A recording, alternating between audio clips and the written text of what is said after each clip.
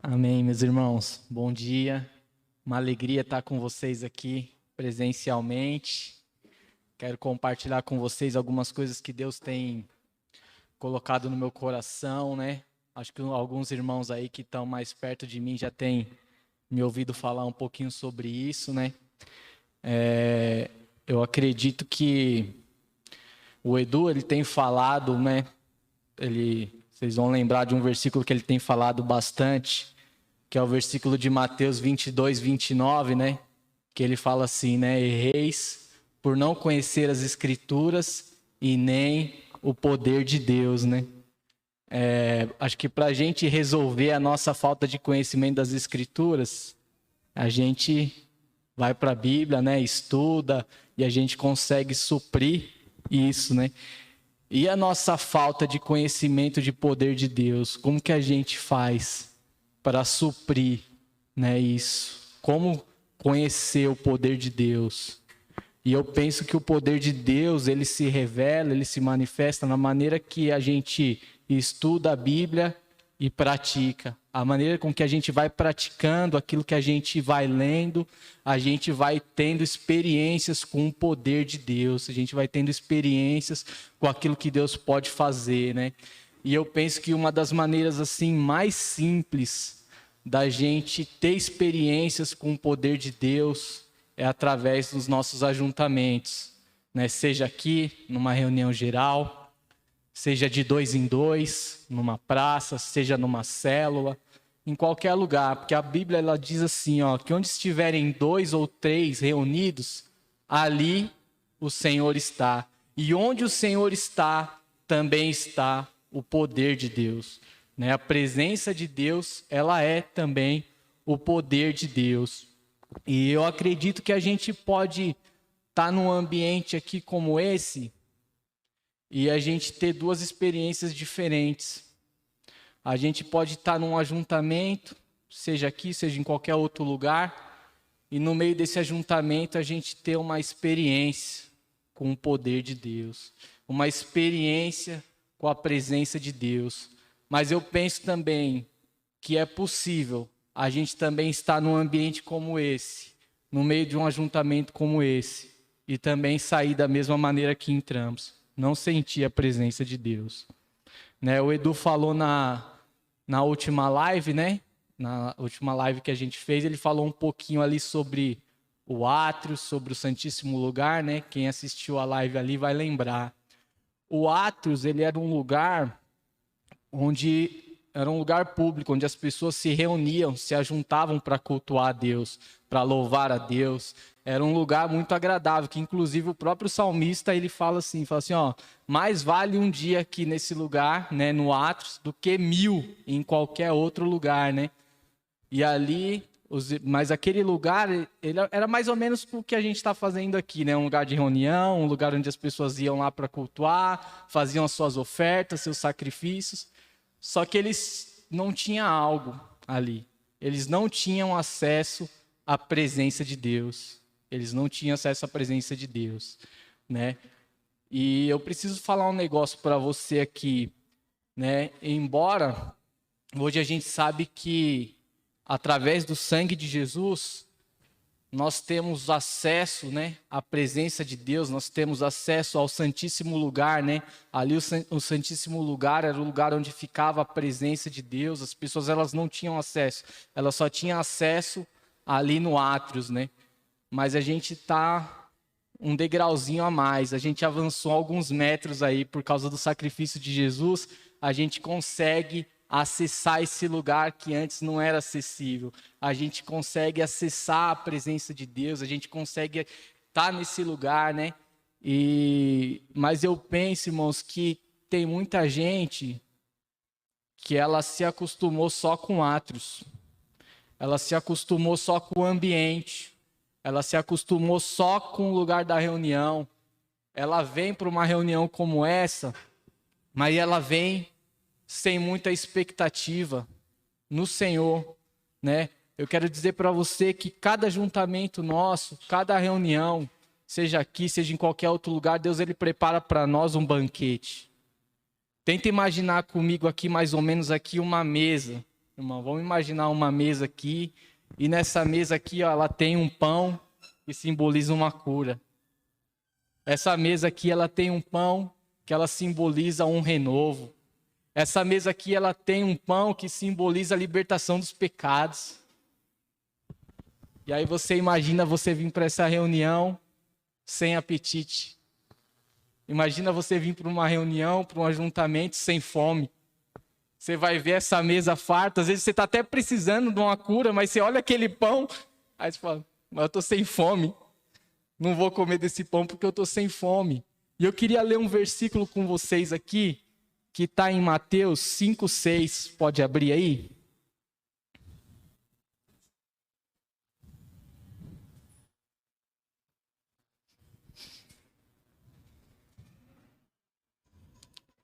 Mateus 5:6.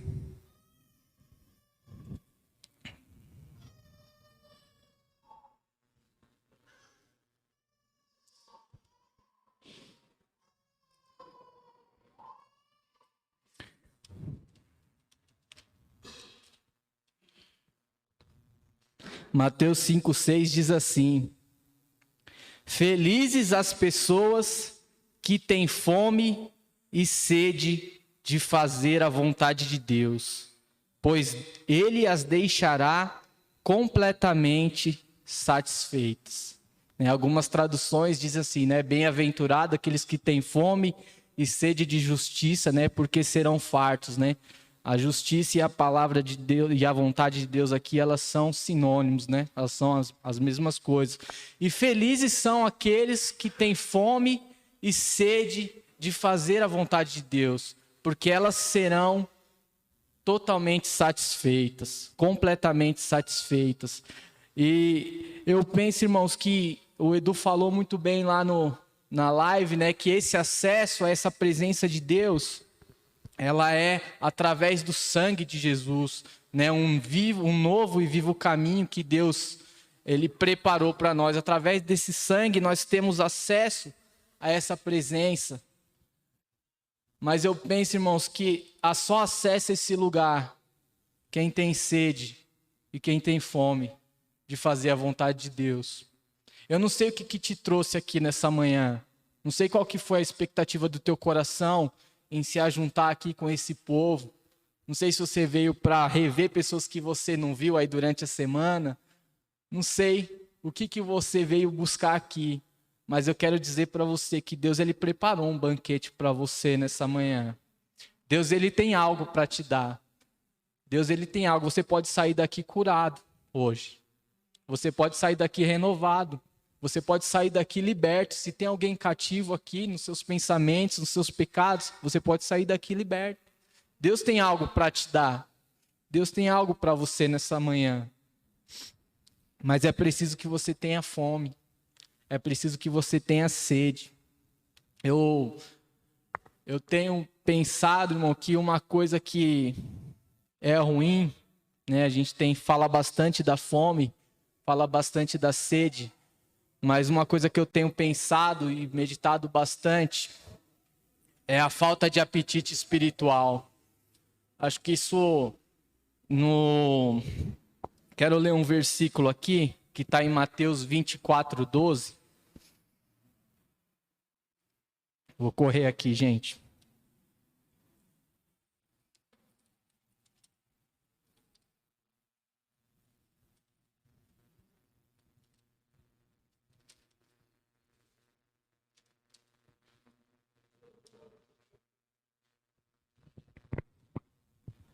Diz assim, Mateus 24:12.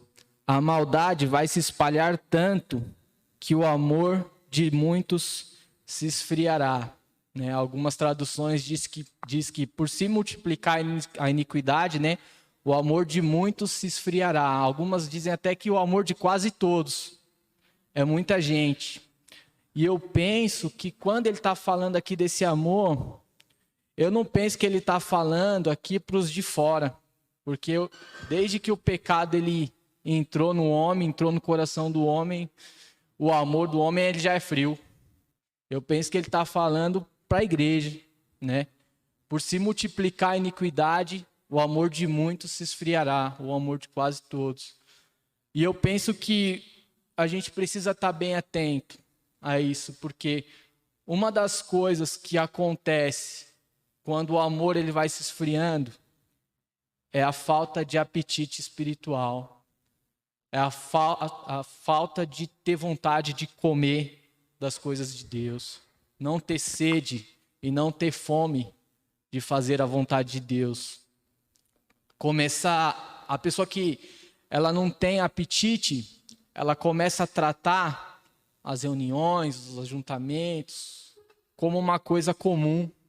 É comum, é só mais uma reunião, é só mais algo que eu acrescentei na minha rotina, né? Todo domingo, no meio da semana eu tenho as células, e eu acho que a gente precisa avaliar a nossa sede e a nossa fome, porque Deus ele tem grandes coisas para fazer na igreja. Deus tem grandes coisas para fazer no nosso meio, né? Mas a gente precisa ter fome, a gente precisa ter sede. Eu lembro que quando eu me converti, né, não só eu, como a minha geração, né, o Rafa, a Michele, né, o Alceu, nós viemos, acho que nenhum de nós tinha muito contato com a palavra, com as coisas de Deus. Todos nós fomos alcançados ali e tudo para nós era novidade, né, Rafa? Tudo para nós era novidade e toda reunião a gente tinha uma expectativa de viver algo diferente, porque a gente via Deus se movendo ali.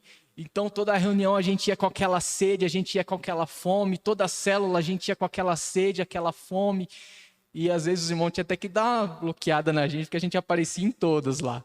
Tinha que falar, ó, a gente causava, né, meu? Era uma turminha, mas o que era isso? Isso era sede, isso era fome que a gente tinha de ver Deus se manifestar, de ver aquilo que Deus estava fazendo, né? E é possível que durante a nossa caminhada, algumas coisas elas vão deixando de ser novidades. Elas vão deixando de ser novidades. Já não é mais novidade ver Deus se manifestar, já não é mais uma novidade ver o Espírito Santo descer sobre alguém. E aí isso daí também não vai tirando de nós uma expectativa de viver algo novo, de viver coisas novas, né? Eu lembro que logo que eu me converti, o Gladys tinha mudado aqui para o Continental, tinha vindo de São Bernardo, mudou para o Continental, e foi bem no início também da minha conversão ali, e um dia eu estava na minha casa, e me bateu um desespero, eu não sabia direito o que era, me bateu um desespero, eu falei, eu quero orar, eu quero buscar Deus. E aí, mas eu não sabia o que fazer, aí eu subi lá na casa do Gladys, o Gladys estava lá, estava lavando o carro dele, ele tinha aquele prêmiozinho vinho, lembra, Gladys? Eu subi lá, eu falei, Gladys, eu preciso orar, cara, mas eu não consigo, me ajuda.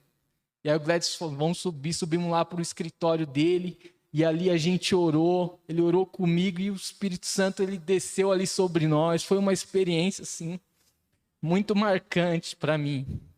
E aí quando a gente terminou, né, falei para o Gladys falou, cara, você pode viver isso todos os dias. O acesso está liberado para você. A gente não sabe mesmo como orar. A Bíblia diz que a gente não sabe. Mas deixa eu te dar um caminho aqui, ó. A Bíblia ensina, quando você quiser orar, você vai no teu quarto, fecha a tua porta. Não se preocupa com o que você vai falar. Porque Deus não está preocupado com o que você vai falar. A Bíblia diz que o Pai que te vê em secreto, Ele vai te recompensar. E aí eu saí dali tão cheio, irmãos, eu falei assim, eu quero viver isso todo dia. Eu quero todo dia viver isso que eu vivi lá. Se esse é o caminho, se o caminho é esse, se é entrar no meu quarto e orar, e a presença de Deus ela vai vir sobre mim, então é isso que eu quero. E aí eu fui para casa, só que lá eu tinha dificuldade, né? Porque lá em casa era um quarto para 8 pessoas, irmão. Esse negócio de fechar a porta para orar em secreto era um negócio meio punk, meu, porque um quarto para 8 pessoas. E eu lembro mas a minha sede, a minha fome era tanta, irmão, que eu acordava de madrugada, eu saía para a rua, eu ia para uma pracinha, aqui perto, aqui onde é o céu, ali pro meio, era um mato, né? Não tinha o céu, era só mato. E aí tinha uma árvore ali que ela tinha uma copa bem grande, e a gente se reunia ali para fumar maconha ali, porque ninguém incomodava a gente. E aí depois que eu entendi esse negócio, toda madrugada eu corria para lá. Sentava ali debaixo, às vezes perdia a hora. Via amanhecer o dia ali, eu estava ali na presença de Deus, aquilo era tão bom. Qual foi a última vez que você se desesperou pela presença de Deus? Qual foi a última vez que teve um anseio no teu coração de parar tudo, de correr para Deus? Eu lembro que eu ligava para o Felipe, eu falava, Felipe, cara, eu preciso confessar um pecado, cara. Eu tenho que te confessar um pecado. Porque eu não queria nada atrapalhando o meu relacionamento com Deus. Eu queria a presença de Deus. Eu ligava para Ele, confessava meus pecados. Qual foi a última vez que você confessou um pecado? Porque você sentiu que isso está atrapalhando o teu relacionamento com o Pai. Qual foi a última vez? Eu creio, irmão, que é um tempo onde Deus está nos levando a desenvolver o nosso sacerdócio. Um tempo onde a gente não vai mais conseguir viver baseado, irmão, apenas num relacionamento raso com o Senhor. Nós precisamos aprender a buscar o Senhor nos nossos dias. Precisamos aprender a desenvolver com Deus um relacionamento íntimo, um relacionamento pessoal, né? Eu não posso esperar uma célula para mim se encher da presença de Deus. Eu não posso esperar uma reunião para mim se encher da presença de Deus, porque o caminho está aberto. Eu posso ir ao Pai qualquer hora, qualquer momento do meu dia. Eu posso pegar, olha, essa semana não vai ter célula, eu vou pegar minha família e nós vamos aqui buscar a Deus. Nós vamos aqui orar. Eu penso que Deus ele tem levantado a gente, despertado a gente para isso, né? Essa pandemia foi uma das coisas que essa pandemia revelou, né? Foi que veio tirando aí a questão das estruturas, né? Pessoas que estavam ali limitadas a buscar a Deus apenas nas reuniões, apenas nos locais, né? E conforme não pôde mais se reunir, muita gente teve que aprender a buscar o Pai ali no seu íntimo. Mas é possível também que muita gente também não aprendeu a fazer isso. Muita gente ficou sem viver da presença de Deus, sem desfrutar da presença de Deus, por não ter um ajuntamento, por não poder se reunir, né? Mas eu creio que Deus ele quer trabalhar isso em nós. Deus ele quer nos despertar.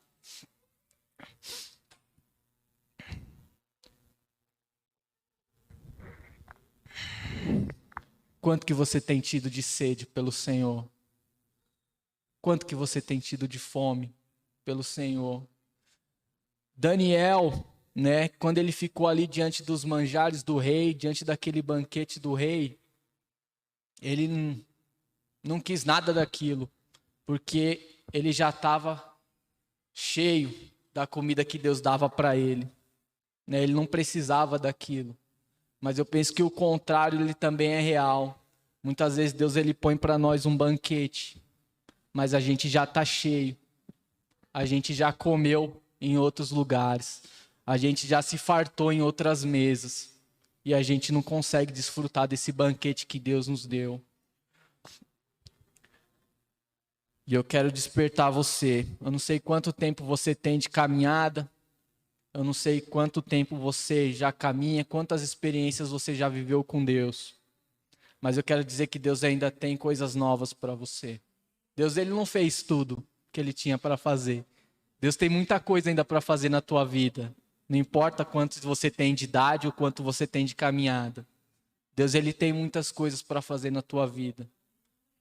E aquilo que ele vai fazer depende da tua fome, depende da tua sede. Não trate a presença de Deus como uma coisa comum. Talvez você ache que você já viveu tudo, mas você não viveu tudo ainda não. Tem muita coisa ainda para você viver. Qual que é o tamanho da tua fome? Qual que é o tamanho da sua sede? Queria orar por você, irmão.